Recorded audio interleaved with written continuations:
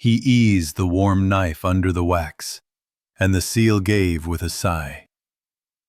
The old honey trap creaked, resin scent rising as a brittle capsule slipped free and tapped the table. Through oiled parchment, one thin line bled through in faded ink. If this is found, tell her I kept my promise. He didn't breathe. The shed was quiet, dust floating in a shaft of late light. The trap dated back to his grandfather's era, left untouched in a forgotten corner behind smoke tins and queen cages. Debts were piling, the old hives failing, and selling the land was on the table. To understand why a message waited half a century inside a bee trap, we need to go back. He grew up with the rules before he understood the bees. Clean hands, steady breath, slow movements, and one line repeated like a prayer. Never break a seal you didn't make. His grandfather kept hives the way some men kept faith. Meticulous, quiet, half-reverent. He never rushed a frame, never boasted about a harvest, and never spoke about the traps sealed in the rafters of the shed. Those traps weren't for catching swarms. They were bait lures, thick waxed wood with scent chambers and metal mesh, sealed, labeled in pencil, cramped tight along the edge. The boy became the man who still craned his neck to read the marks but never reached for them. The shed smelled of smoke and cedar oil, with rows of queen cages that looked like tiny lanterns and rust-flecked tins from 100 slow burns. In the far bay, 3 traps sat like sleeping stones. Every spring he'd check them, wipe the dust, retie the old string. He didn't know why he kept them. He just knew he couldn't be the one to open them. Neighbors talked around the family the way people talk around a closed door. Older men at the feed store remembered a missing season. One year the hives went up the mountain and came back late, thinned and quiet. His grandfather stopped attending the county fair after that, turned down the ribbon contests, and started leaving for dawns alone. The ledger from that year was neat, as always, but a week-long gap sat in the middle like a secret he refused to spell. Meanwhile, the farm learned new kinds of weather. A drought that lasted like a held breath, varroa scares at the edges of the map, and a winter that bit too deep. Contracts slipped. A grocery buyer trimmed their orders. The bank's letters stacked in the kitchen drawer. He sold the cattle first, then the second truck, then a stand of old timber he swore he'd keep. The bees were meant to be the last thing standing, but even they began to drift, like they could taste the worry in the air. He had one strong hive left that felt like a promise he refused to let go. He'd sit by it at dusk, listening to the soft thunder of wings, the small politics of workers negotiating space. He told himself that if he could keep this one thriving, the rest might find their way back.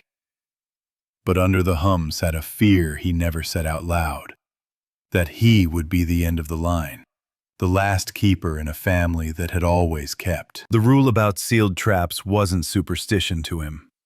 It was an anchor to a man he missed and couldn't question. Still, rules can turn into walls when seasons go lean.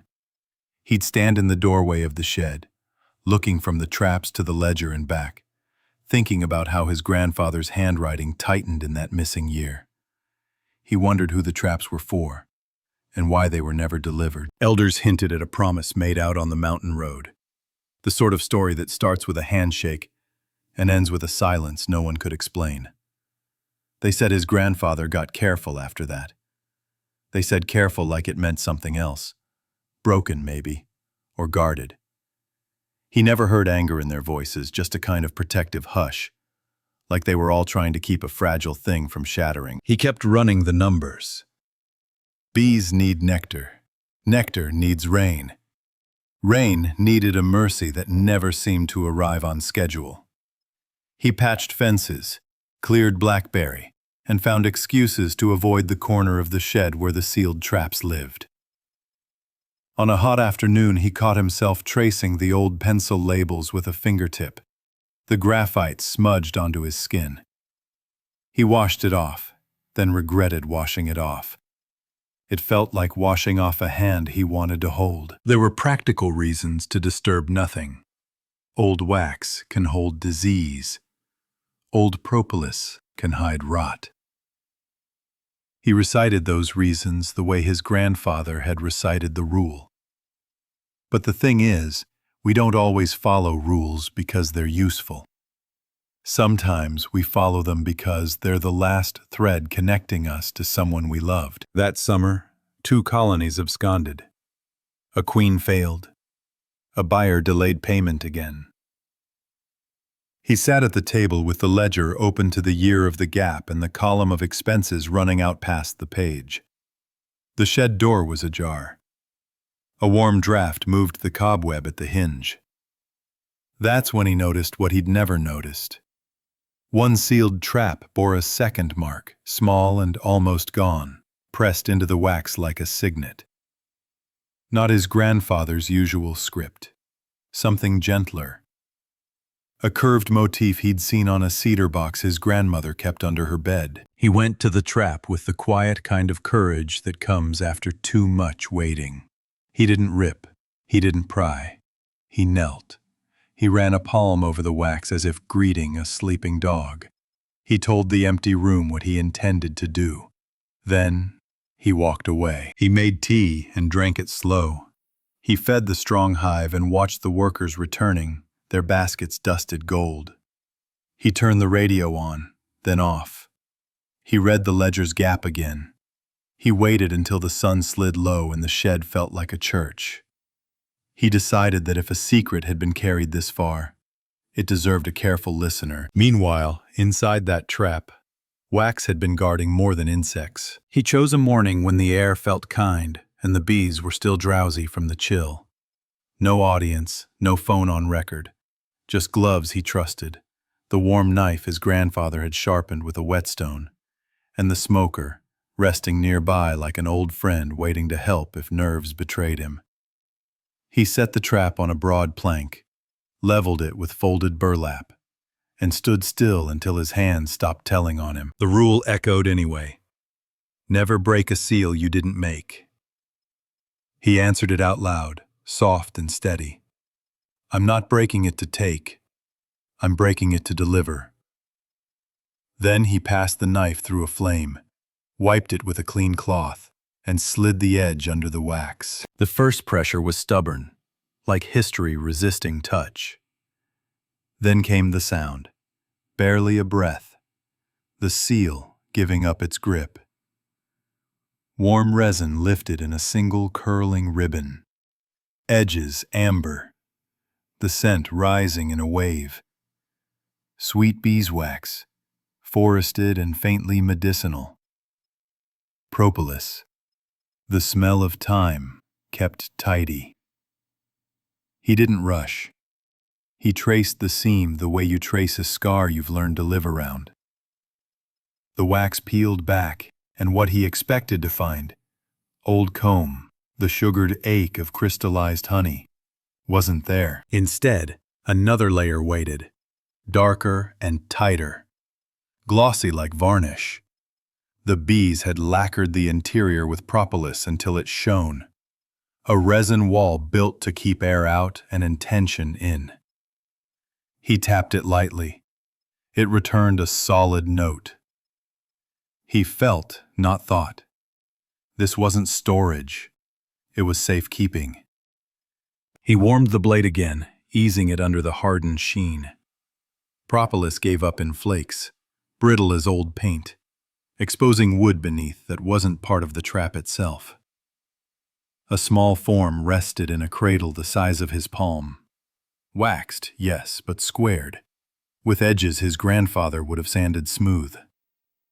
He lifted it and felt the surprise of lightness, the way an object that holds a life can weigh almost nothing. The capsule's seam was sealed with a thinner wax, polished by decades of stillness. He rolled it in his hands and listened. No rattle, no shift. He set it down, breathed, and let the moment be big. Then, he cut the seam with the delicacy of a letter opener meeting a velvet envelope. Inside lay oiled cloth, translucent and ambered, wrapped tight. His fingers wanted to move fast. He made them slow. He eased the cloth back, and there it was. Parchment, rolled and bound with twine gone soft as silk from age. Tucked along its curve rested a pressed flower, small and five-petaled, the color drained to a clean ghost of itself. He knew the flora of his fields by heart. Clover, vetch, mustard, buckwheat. But this was something else. A high country thing. Resinous leaves. The faintest breath of alpine. He touched the stem and it didn't crumble. Whoever put it there had chosen well and sealed it well. He felt a second presence in the shed then, not a ghost exactly, more the shape of care. Somebody had hoped this would be opened with kindness. He intended to meet that hope. He didn't unroll the parchment right away. He watched how the paper held memory. Spiral tight, corners softened. The twine imprinting a gentle ridge across fibers that had waded through summers and winters he barely remembered living.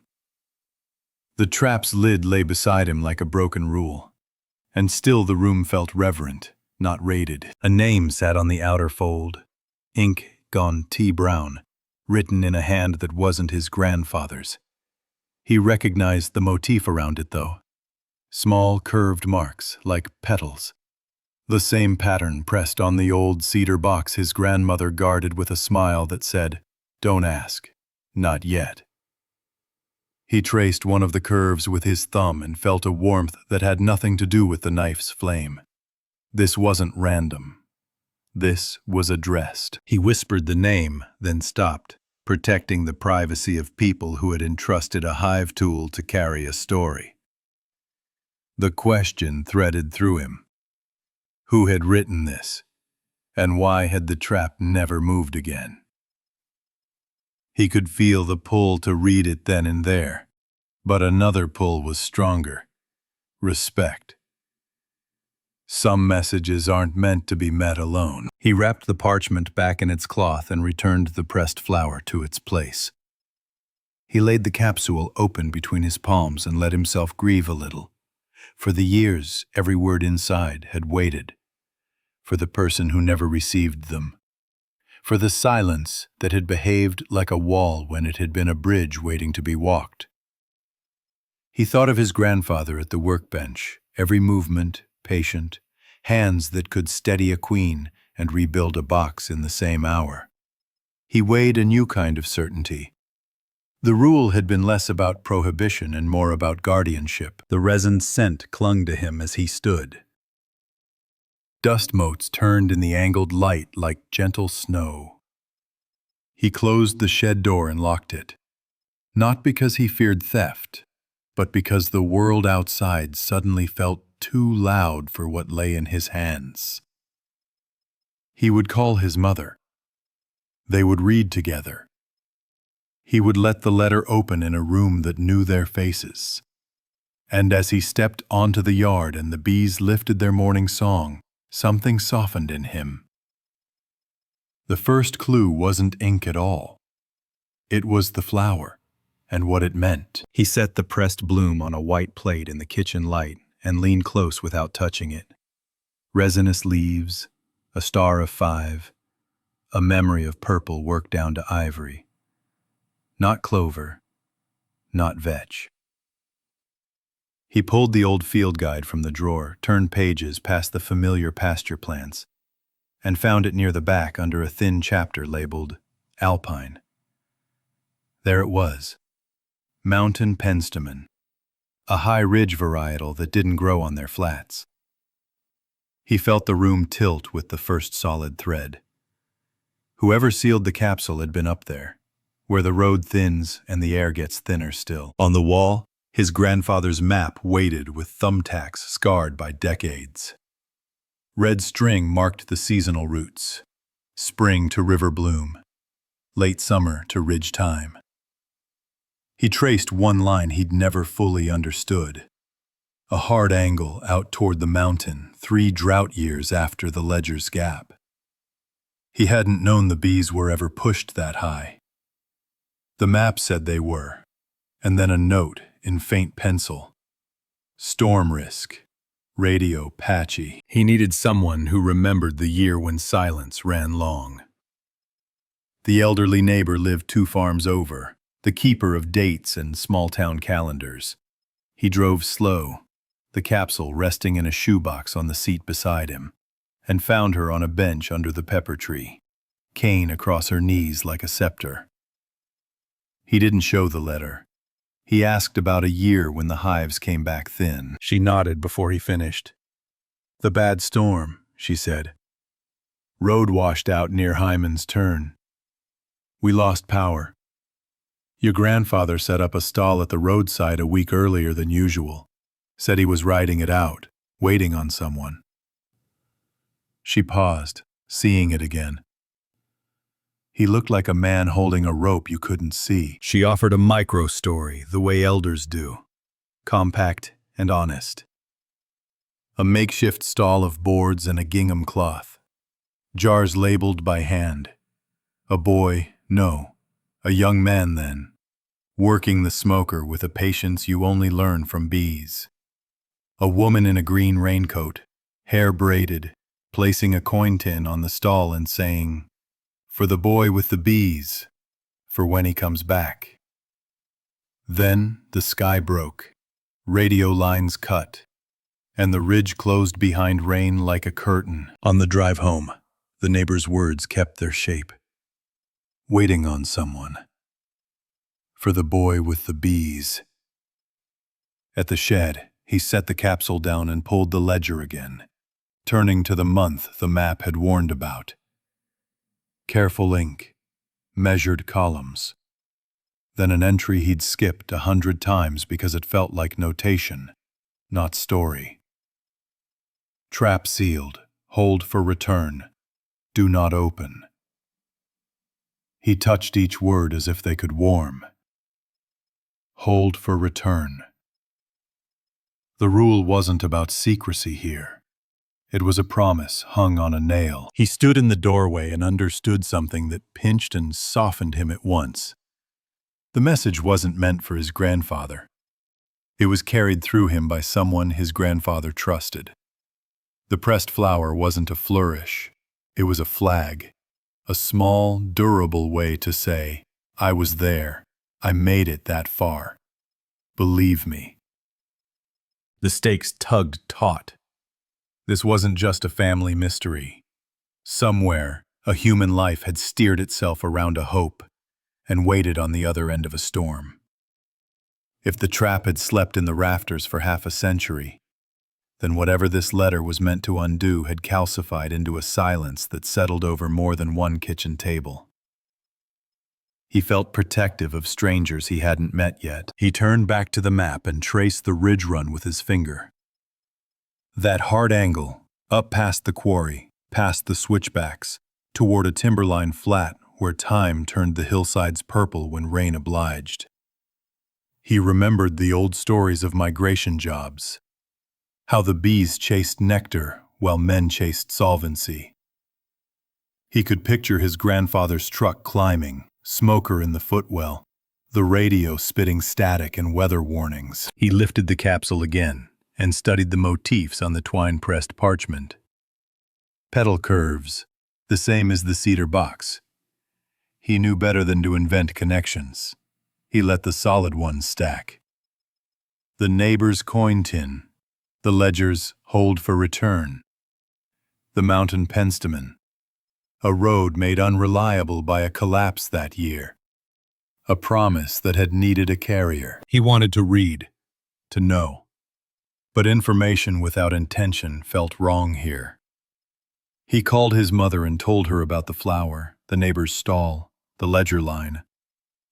She was quiet for a long time, then said, Your grandfather held things for people. Sometimes he held them longer than he meant to. He heard something in her tone, memory brushing against a closed door inside her own chest. He stepped outside as dusk walked onto the yard. The strong hive hummed, unbothered by human history. Bees measured distance in wing beats, not regret. Still, they taught distance well. Thousands of trips to stitch one source to one home. He thought of the letter as a nectar run interrupted, sealed in wax so it wouldn't spoil on the way. What nobody knew then was simple and sharp. The trap never reached its destination. Somewhere a loop stayed open. The message waited. And because it waited, so did the people tied to it. Even if they kept living, even if they built other rooms around the ache. He looked at the ridgeline, the last light catching its edge, and felt the distance shortened by a single, undeniable flower. He didn't open it alone. He set the capsule on his mother's kitchen table, the one that had absorbed birthday candles and tax seasons and quiet grief, and called her in from the garden. She dried her hands on a towel and stood beside him without asking why. Some rooms know how to hold a moment. This one did. He placed the pressed flower on a small saucer. He unwrapped the oiled cloth like it might startle, then loosened the twine with a fingernail. The parchment unfurled in the careful way of something that had been patient for a very long time. He didn't read out loud. He let his eyes travel, then lifted the page so she could follow. We won't quote the note. We don't need to. What mattered was how it landed. It came like a weather change. His mother's breath held at the first lines, then softened as if someone had finally turned a key in a door she hadn't realized was locked. He set a hand on the table to steady himself. The room stayed quiet, but the silence had a different temperature now. The voice on the page belonged to a worker who'd moved with the hives during lean years. A pair of hands trusted enough to tend queens and mend boxes. Trusted enough to carry a promise that didn't fit in a ledger. He wrote from a mountain hut when the road failed. He wrote because he had to say he would keep his word, and because there was someone waiting who needed to know it wasn't abandonment, it was circumstance. Regret wove with resolve. Hope bent but didn't break. The letter didn't make grand claims. It did something harder. It told the small truth of an interrupted life. He apologized without spectacle. He described the storm and the rockfall, and the way radio turned to static when you needed it most. He described leaving a signal only two people would recognize. He described sealing these words inside a trap bound for a roadside stall, and the person who watched it, season after season, like a clock that could set itself right again. Halfway through, the worker's voice widened into the sort of tenderness you don't put in ink unless you're sure the receiver will hold it carefully. He didn't ask for forgiveness. He offered proof of intention, details no one else would know, the shape of a bracelet, the phrase they'd use to decide where to meet, the color of a raincoat. He said, in essence, I didn't disappear from you. I was stopped. I'm still coming. Then the edges darkened. There was a note about the road closing for weeks. A borrowed cot in a hut near the ridge time. The bees fed and reboxed. The plan to walk down when the slope held. After that, gaps. No dates, no follow-up. Just the steady handwriting of a man working to keep fear from his sentences. At the end, a single request.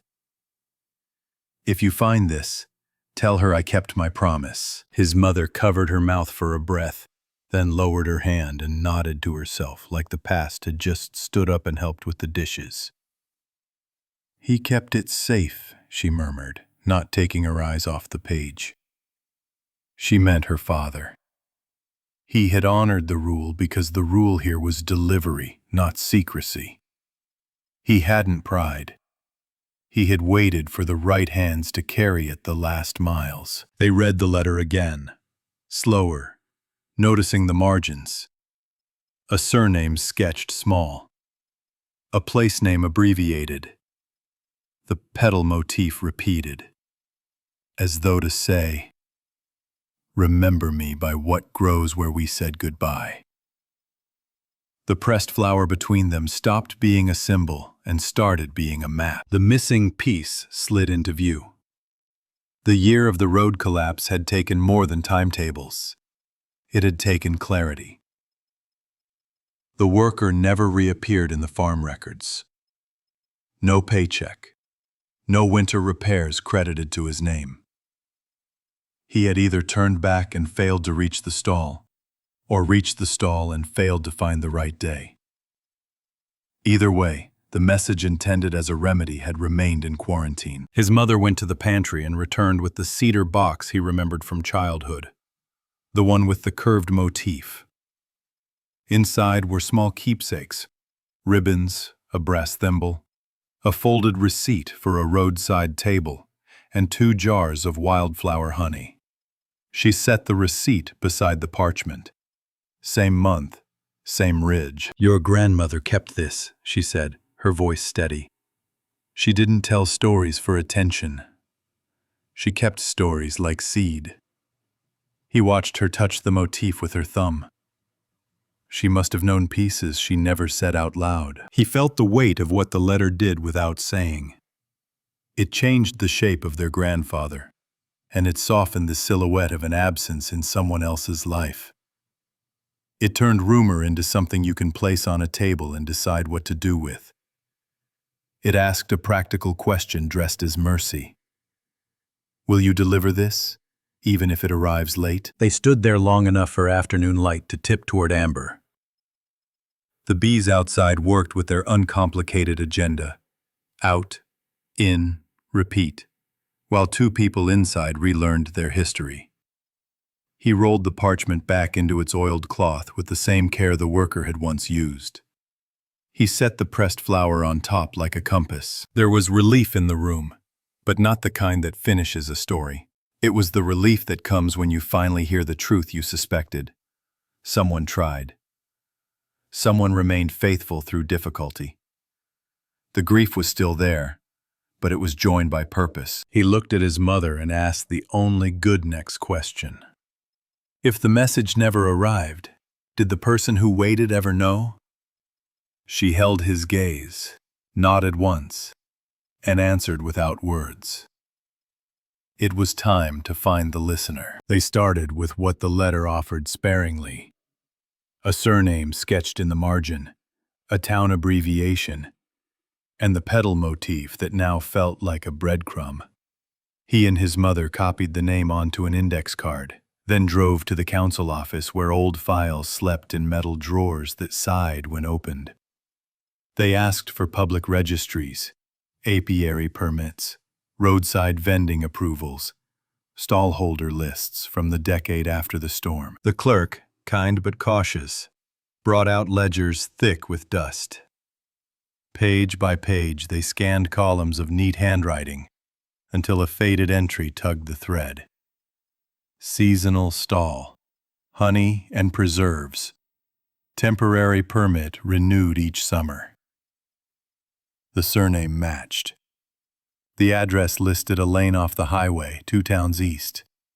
No guarantees, just enough to keep moving. At the local historical society, a volunteer wheeled out a cardboard archive box labeled Commerce, MISC. Photographs lay inside, curled at the edges, each with a penciled note. He flipped gently until a small, sun-blanched image stopped him. A roadside stall, a gingham cloth, jars lined like soldiers waiting for a parade. In the corner, a tin with a handwritten sign. For the boy with the bees. His mother touched the photo like you steady yourself on a railing when the steps turn steep. They drove the old highway after lunch, the capsule on the seat between them. The lane from the record still existed, a narrow ribbon skirting fields gone to seed. The house they found at the end wasn't grand. It was tidy, painted a patient color, with a garden tucked into every corner where soil allowed. And there, in a small bed near the steps, grew the mountain penstemon, sturdy and miniature, 5-petaled, purple holding in the veins. He felt his pulse climb and remembered to breathe. He didn't rush the walk to the door. He looked at his mother. She nodded. He knocked. An elderly woman answered. Her hair was silver, braided and pinned. Her eyes were the kind that notice.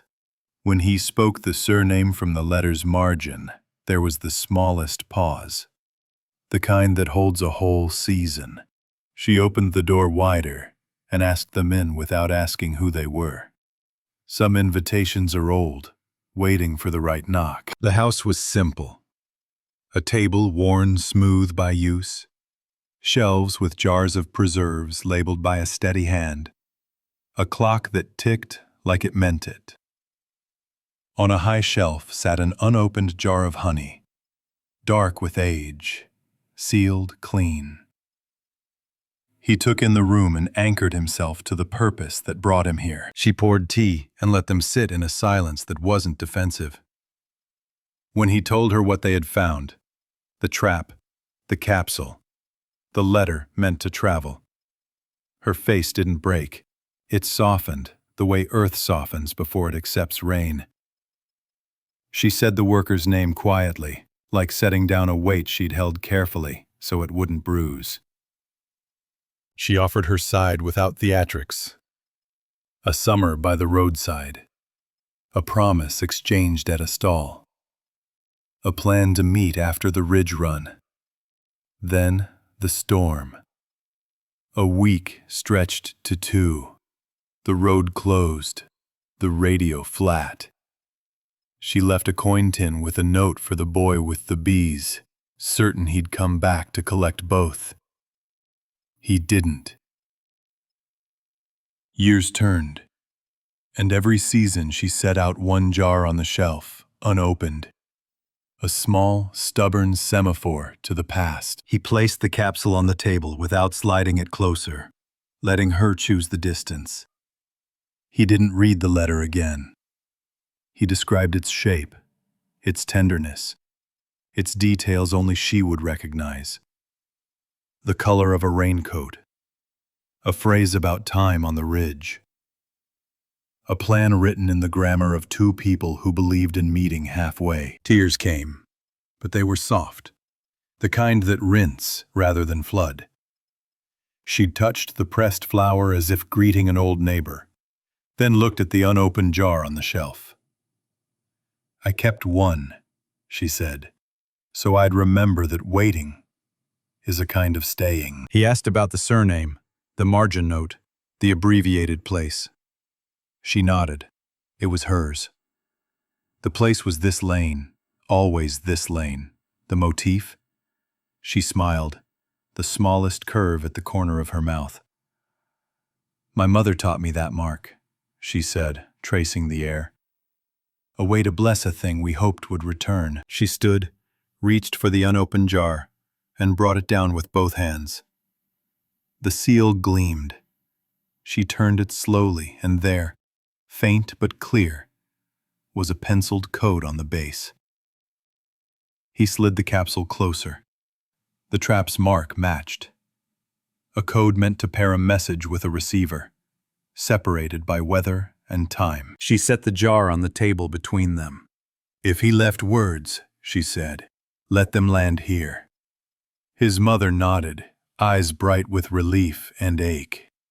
They agreed to read together later when she was ready, and decide how to keep the story honest to the people who'd lived it. Before they left, the woman showed them a single photograph kept behind a frame. A roadside stall. 2 men shoulder to shoulder. One older, one younger. Both looking past the camera like they were watching weather. His grandfather stood there beside the worker, not guarding a secret out of shame, but out of allegiance. At the door, she thanked them without fuss. You've carried something that belonged to more than one heart, she said. As they walked back to the truck, the garden wind moved through the penstemon, carrying a faint, resinous scent. The jar was still sealed, and what lay inside would decide how the story ends. They didn't rush the moment. The three of them stood in the kitchen, the capsule on the table, the unopened jar beside it. The past arranged like careful tools before a repair. The elderly woman slid a butter knife along the jar's edge, testing the seal.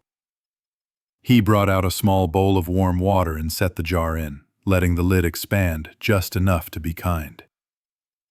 When she twisted, the seal sighed and released, a soft pop that sounded like a room exhaling. Inside wasn't honey. Not anymore. The years had darkened it almost to mahogany, crystals clinging to glass like frost. Resting against the glass wall, held in place by wax, lay a slip of paper folded tight, the penciled code matching the mark on the trap. He felt the hair rise along his arms. She tipped the jar gently and coaxed the slip free with a clean spoon.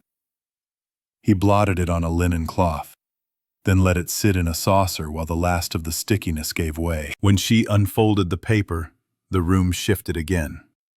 The handwriting matched the letters, measured, restrained, careful to say only what was necessary. A single line, a bridge between two halves of a life. A confirmation of where, a time, a phrase only they would know. She read it twice, then set the slip down and closed her eyes. The tears that came didn't collapse her. They steadied her. Grief and relief can share a chair when you give them room. What was at stake became human in one breath. Not scandal, not mystery for its own sake. The years she might have shared with him, the life she built anyway, the rituals that kept tenderness from souring. An unopened jar, a garden planted for an alpine flower, a promise that didn't spoil even when time tried. He saw his mother's face soften into a calm he hadn't seen in years. Some silences look like discipline. Others are just waiting. He slid the capsule toward the woman. "It should stay with you," he said. She shook her head with a small smile that understood legacy. "It belongs to all of us now," she answered, her voice the timbre of weathered timber. "Keep what your family kept. Let me keep what mine tended." She tore a slip of parchment from the letter's wrapping and, with a pencil, wrote the trap's code and the date onto a card she tucked into the jar's ribbon. Two histories, finally in conversation. Then his mother noticed something tucked behind the letter. Thin cardstock, the kind that hides in creases. He drew it out and turned it toward the light. A photograph. Two men, shoulder to shoulder at a roadside stall. His grandfather, younger and leaner, the set of his shoulders telling the story of work. Beside him, the worker, eyes forward, jaw determined, both of them looking a little past the lens like they were watching weather approach. The stall's sign just visible at the corner, wildflower, ridge time, mountain. It pivoted something important. His grandfather hadn't been guarding a secret to keep shame out. He had been guarding a promise he couldn't complete. He had kept the trap because delivering it mattered more than knowing it. He had honored the rule until his hands were no longer the right hands for the job. They made a small ritual of it, nothing grand. The woman set the slip from the jar into a plain frame and placed it on a shelf beside the preserved photograph. He took the capsule and the letter back into their cloth, bound them with the familiar twine, and promised to build an archive box that wouldn't let light or heat steal what had finally come home. His mother pressed her palms to the table for a breath, then lifted them, as if releasing a dove you're sure will return. Evening came with its quiet. They stepped outside, and the garden light took on the forgiving amber that turns ordinary fences into something almost gentle. The penstemon moved in a breeze, a ribbon from the past flickering at their ankles. The woman went inside and returned with a narrow length of fabric. faded green, the color of a raincoat in a memory. She tied it to a cane she used for the garden and stood it near the doorway. A moment of grace, humble and sufficient. "There's one more place," his mother said, looking toward the blue line of ridge. He nodded. The woman did too, her eyes bright and steady. They would go to the mountain where the hut still leaned into its weather and place a marker for the worker who'd kept faith inside a storm.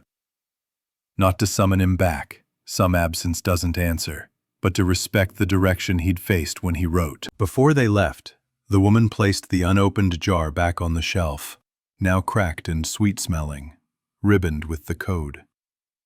She touched the glass once, a benediction. He felt that simple motion close a circle. What had been kept separate, trap and jar, sender and listener, intent and impact, had finally met. They drove toward the ridge as the first stars arrived, leaving the town's lights like a cluster of old stories behind them. He kept one hand on the wheel and one on the capsule resting across his knees, not to control it, but to honor the strange, light weight of promises that outlive their makers. Everything had changed, quietly and completely, and there was one more place they needed to go before the bees slept. They left before sunrise, the world still the color of ash, headlights cutting a narrow path toward the ridge. The capsule rode between them again, wrapped and quiet. In the back seat, a thermos and a small bundle of tools, a trowel, a cedar stake, a coil of ribbon the color of old rain. The road thinned as the altitude rose. Switchbacks asked patience, and the truck answered in low gear. Pines leaned closer. The air sharpened, resin on every breath. When they pulled off at the old service spur, the track was more memory than road. They walked the last stretch, boots taking careful holds on stone. The hut still stood where the map had promised. A lean-to stitched from weathered planks, roof bowed, door off kilter. Thistle had taken the steps. Time stitched itself through rock seams like a stubborn hymn. He paused in the doorway and let his eyes adjust. Inside, a cot frame rusted at the joints, a tin mug turned upside down on a shelf, and one nail near the window with a strand of old twine still looped, as if waiting to hold a coat that never dried. He set the capsule on the shelf and stepped back. The woman stood beside him, one hand on the doorframe, gaze steady, as if counting the breaths between then and now. His mother moved in the small space like she'd been here before, in story, not in feet. The room accepted them without ceremony. Outside, he lit the smoker with dry pine needles and a scrap of burlap. The first puffs were thin, then fuller, a blue thread of scent that drifted and settled. It wasn't for calming bees today. It was for calling memory into a gentler posture. Smoke curled through the hut's window, carrying a note that every keeper understands. Steady. Steady. They walked to a flat of ground where thyme grew thick, the soil a thin skin over stone. He pressed the cedar stake into the earth until it stood on its own. With the trowel he cut a narrow trench, small enough to be humble, long enough to matter. His mother placed a smooth river rock at one end. The woman untied the ribbon from her cane, the faded green, and offered it to the wind for a second before she looped it over the stake and let it hang. He spoke simply. A name, the year, the storm. The words kept in wax. No speeches, just the facts that carried weight because they were carried. The woman rested her fingers on the cedar and whispered a line that had waited 50 years in the softest part of her voice. A moment of grace passed through them like a current. He took a cutting of the mountain penstemon from a crowded clump, pressed it into a pocket of soil near the stake, and tamped it firm. "For home," he said, "so the bees know the road." His mother smiled, eyes wet but warm. The smoker thinned to curls. then to nothing. They stood a minute longer, not to stretch the moment, but to let it seat. Wind moved across the ridge, carrying thyme and pine and the clean cold of height. Somewhere below, the road glinted and vanished and glinted again. On the walk back, the woman stopped and looked over her shoulder at the hut. She lifted her hand, palm open, like you do when you wave to someone you're certain sees you even if you can't see them. He didn't speak. He didn't need to. At the truck, he placed the cutting in a damp cloth, tucked it gently into a crate, and set the capsule beside it. The keys felt different in his hand, lighter, like something had shifted weight from inside to outside, from waiting to carried. They drove down in second gear, the valley widening with each turn. Nobody said finished.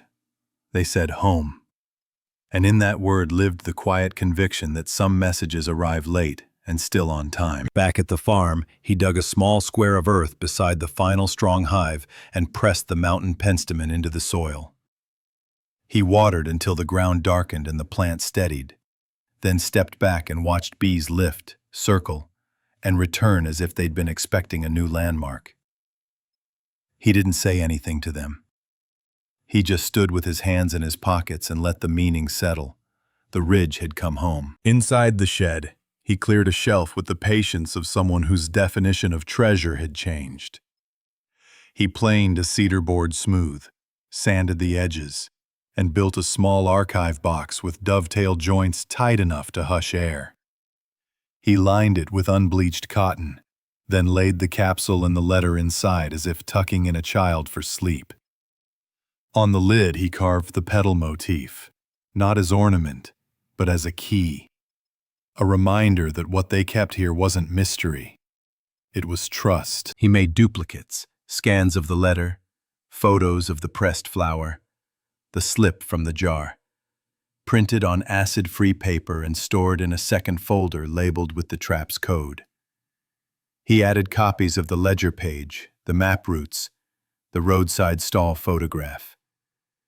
The original pressed blossom, fragile but stubborn, he floated in a small glass frame and set it where morning light would travel across it without bleaching. The archive wasn't about collecting. It was about keeping the story findable for whoever needed it next. The rule they'd inherited evolved in one line and a pause. Never break a seal you didn't make, unless breaking it frees someone who's been waiting. He wrote it on a card in his grandfather's ledger, not to replace the old wisdom, but to clarify what it had tried to protect. Rules keep us from easy harm. They aren't meant to keep us from mercy. Word moved through the valley without announcement. A neighbor came by with a tin of screws and a story about moving hives up canyon in a long-ago drought. How the radios failed and men shared thermoses and road maps over truck hoods. Another brought a folded paper from a kitchen drawer, a receipt for a shared stall, a month, a year, that lined up with the ledger's gap. People who had spoken around the missing season began speaking into it. Not gossip, remembrance. Hands on tables, eyes softened, sentences that started with, "I always wondered." He repaired the shed door, replaced the hinge that had clicked for years, and rewired a single bulb so it burned warm and steady. On the highest shelf, he kept one sealed trap, not as a museum piece or warning, but as a symbol. Trust kept, not hoarded. When a visitor asked why it stayed closed, he smiled. Because someone might still be waiting, he said. And if they are, we'll carry it. A school group came through one Saturday, all small boots and questions and the kind of bright curiosity that knocks politely and then pours into a room. He walked them past the hives with their veil of sound, showed them frames heavy with capped cells, let them feel the heartbeat of a colony with a palm against wood. In the shed, he pointed to the archive box and the framed flower, and he told the story without names, just the shape of it. how a message traveled the long way around and still arrived. A child stood by the door and read the stake he'd installed in the yard. Just a few words about keeping promises across distance. She looked up and asked, "What's a promise?" He took a breath, glanced at his mother, then answered the way you answer a question you don't want to cage. "It's a thing you say with your whole life," he said, "and sometimes other people help you keep it." Meanwhile, the penstemon took. Bees began to test it, landing awkwardly on the new geometry of petals, adjusting, learning. He watched the foragers map this new nectar to their memory, their waggle dances turning precise in the air like letters written with bodies. The plant wasn't just a relic planted for sentiment. It became part of the root, stitched into the daily logic of a hive. That felt right. Let the past work. Neighbors started bringing their own lost pieces. A tin badge from a roadside permit, a torn corner of a map with a penciled note, a charm someone had worn the summer the ridge closed. He cataloged each, not as evidence against someone, but as evidence for the lives that had pressed through those years. The shed began to feel less like storage and more like a listening room. He found time to sit again by the strong hive at dusk. He'd always loved that hour, the low, steady drift of returning flight, the last clean angles of light caught in wing edges. Now it held a new weight. The bees taught him two things that week: that you can reroute without losing your way, and that messages don't end when you want them to. They end when they're received. He kept one promise of his own. He drove the lane back to the modest house with the garden and knocked, not to ask for anything, just to leave a small envelope on the table. Prints of the photograph, 2 copies of the letter's scans, and a pressed sprig from the new penstemon by his hive. The woman smiled, a quiet chord of gratitude settling between them. She had added a small frame to her shelf, a card with the trap's code, a date, and a single line that said, "He kept his promise."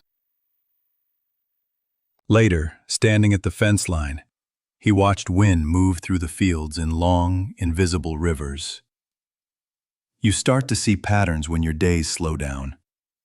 You notice how sound carries, how scent rides the cool, how distance changes the shape of what you thought you knew. The farm hadn't solved itself. Debts still needed decisions. Hives still needed care. But something in the way the place felt had shifted. The silence was no longer a wall. It was a room with windows. He wasn't naive. Not every message gets delivered. Not every seal holds meaning. But this one had. And it had taught him what to do with the next uncertain object he might inherit. Listen first, then act. He added a final entry to the ledger under the year of the gap, the neat handwriting very much his own. Delivery completed. Later than we hoped. In time for a heart. He closed the book and slid it back into the drawer where it could be found. When evening fell, a breeze carried the scent of smoke from the smoker he'd lit just to let memory know it was still welcome. It drifted over the yard and through the open shed, over the archive box and the sealed trap, through the penstemon and across the hive. He felt the day taking a breath and giving it back.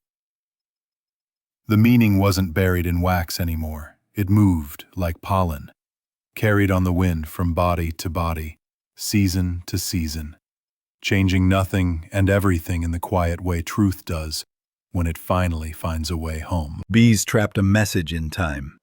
People carried it the rest of the way, and in that relay, a life's silence found words.